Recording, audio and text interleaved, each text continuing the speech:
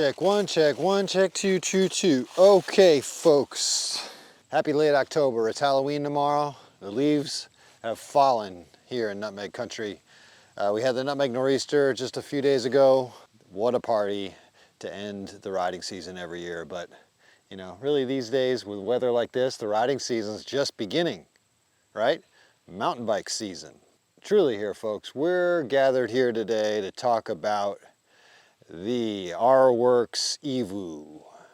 The last video got a lot of questions from you about everything from the tubing spec to the geometry. So we're going to go over all that today, and we're going to explain the different build setups you can have and the difference from the previous mountain bike that I offered, the Alumalith, that I did with Crust Bikes a few years ago. Just like with any good rigid mountain bike these days, you should be able to set it up drop bar also.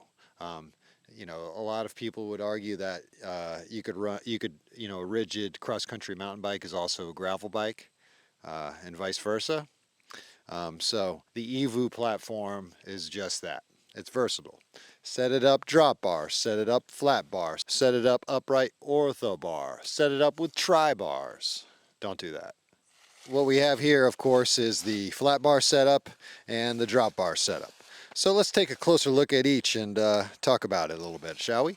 Okie dokie. Let's see here. We got the R-WERKS EVOO set up in GravDad drop bar mode. These are with the Ultra Dynamico 700 by 45s on these Velocity cliffhanger rims. They measure about a 46 to 46 and a half or so.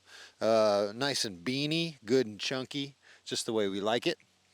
And what you can see here is didn't have another Taper Trax fork, so I used one of the forks off of the Alumaxes. Just disregard that.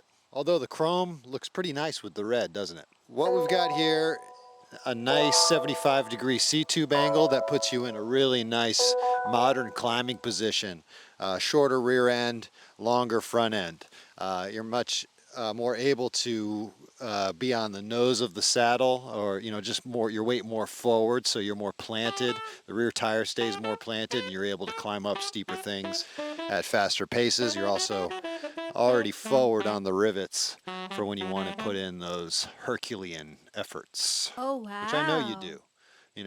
We could talk all we want about how hard we relax on the bicycle, and oftentimes that's exactly what we're doing, but when the time comes, it's nice to be able to throw down.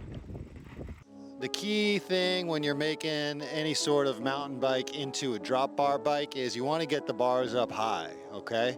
That's going to give you a lot more control on the trail. Mountain bikes, and this bike in particular, has a longer top tube than a standard gravel bike, although more modern gravel bikes these days are starting to lengthen in the front end. This old Salsa, pre-Salsa, when it was still called Salsa, ended up being the perfect dimension for me to use on this bike with some old Soma Portolas. So yeah, that's an EVOO setup drop bar. I've got a pretty long upper body comparative to my legs. I know you all like my legs. Oh, wow. If you feel like you want to set it up drop bar, this is what it may look like. This is, oh no. Now this right here is my interpretation of a modern XC setup without any of the extras, you know what I'm saying? In this case, extras are like disc brakes, things like that. Do brakes only slow you down and they're just not important at all? That's something to consider. Right here, I've got a pretty aggressive position, which is the way I like to XC mountain bike.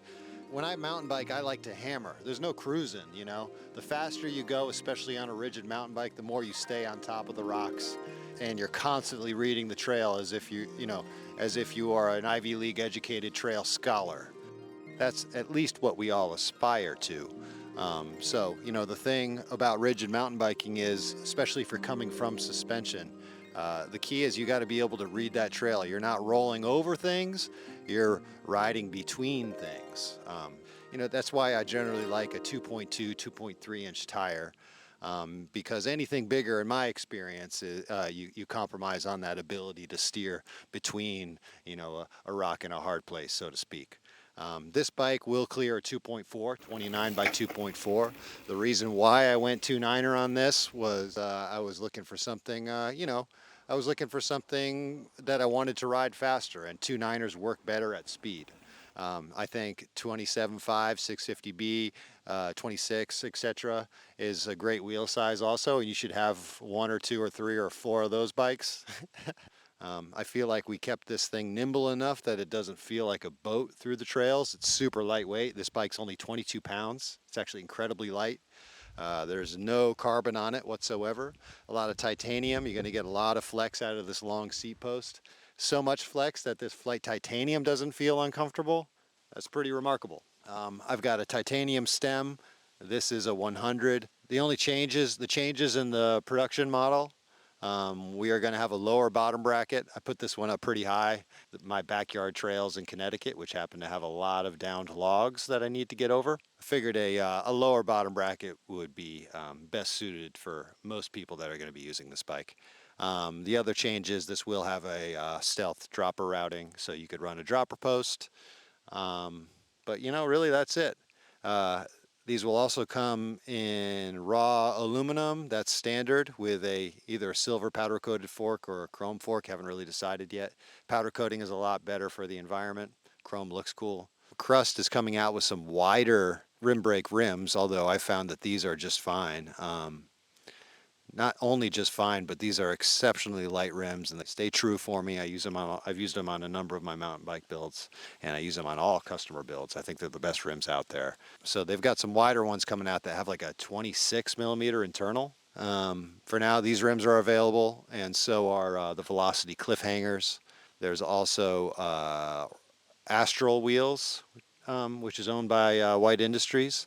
They are also developing a wide rim brake rim. Pretty cool that new rim brake stuff is still getting made these days. And that goes back to the question, why do you need to complicate it? Some of you definitely need to complicate it if you're riding in real wet conditions. But for me, I don't ride when it's wet. That's not good for your bike, and that's not good for you. Ride your Peloton in Watopia, why don't you? Okay? Okay. So what makes a bike like this different than the Alumalith, you may ask? Well, first off, you may notice the wheel size. The Alumalith fits a 27.5 by 2.6. These are 2.2s that you see on here right now. I never rode mine any bigger than 2.2, but I've seen a lot of Alumalith builds out there with much larger tires, and it looks very cool. The Alumalith, not that you can't rip on it, it's just more relaxed. The third difference is the tubing spec. You may notice the much smaller diameter tubes on the Alumalith as compared to the EVOO, and also the Alumax that the gravel bike that we did.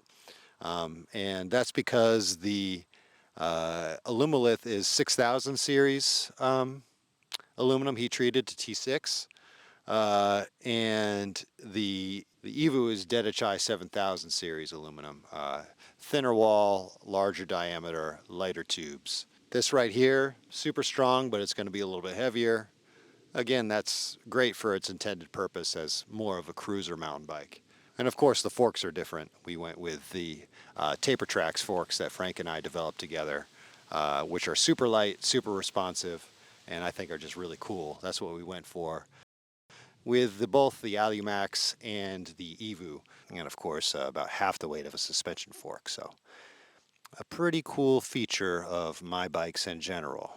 These forks right here, while they are a little heavier than I wanted them to be, and I don't know, maybe we'll keep messing around with them. They are cool. We'll probably offer them again at some time, but I don't know. I just like the more svelte look of the Taper Trax for now. You may also notice that the Alumalith has a near level top tube. This is like a 6-degree upslope. So it's a little bit more traditional looking. Okay, well let's take this all in. Start sniffing. Get yourself right up to the screen. Take advantage of this little interlude before we get back into the nuts and bolts. the brass tacks.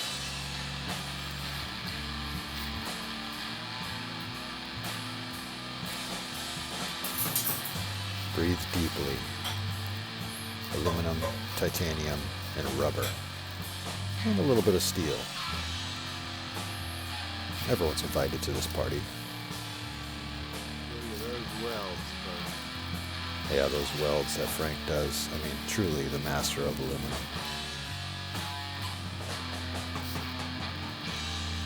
What are you the master of? Maybe let me know in the comments.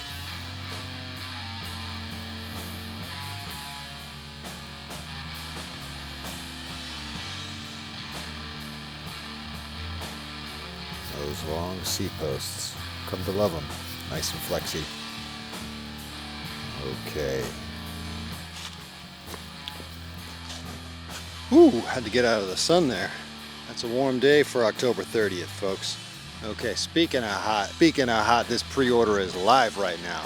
And I've got 20 sold already out of 30. You know, supplies are limited. Got 10 slots left. We got about 12 days left in this pre-order. It's open until November 10th. It was pretty cool. The pre-order, when I made it live, got picked up by a few other media outlets that aren't the Radavist, our normal channel, where people just expect this sort of thing. One of them in particular was a mountain bike only website, and the comments were hilarious to read. My favorite one was expensive, antiquated, sad. And then there was another one that called it the cutting edge of nostalgia. I rather liked that one.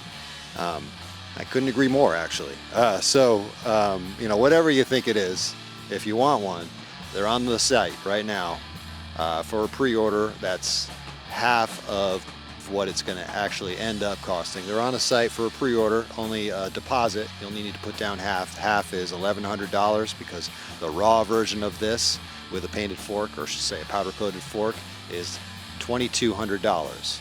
Now, if you think that's a rip-off, then you know, there's plenty of other places you can go to get a mountain bike with suspension and everything like that, and all the complicated bits and bobs by a big company, probably for that same price. But of course, this is something a little bit more special. You're getting a bike made by Frank the Welder in Vermont, USA. A very, very experienced guy, and it is a dream come true to have him be making bikes for me in small batches right now.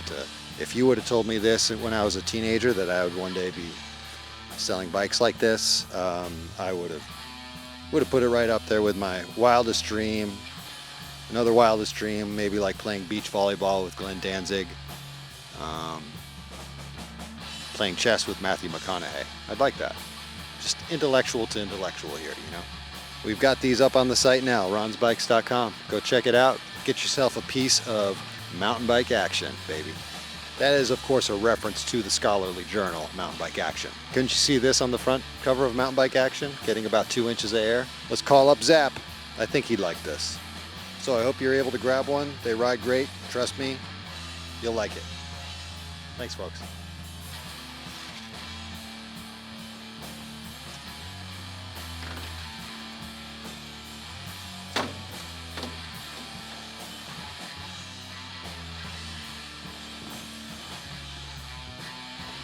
Another fun thing is this is my new barn shop, so I'm just starting to set it up, and you know, we're gonna have some fun times in here. A lot of videos are gonna be coming out of this barn shop.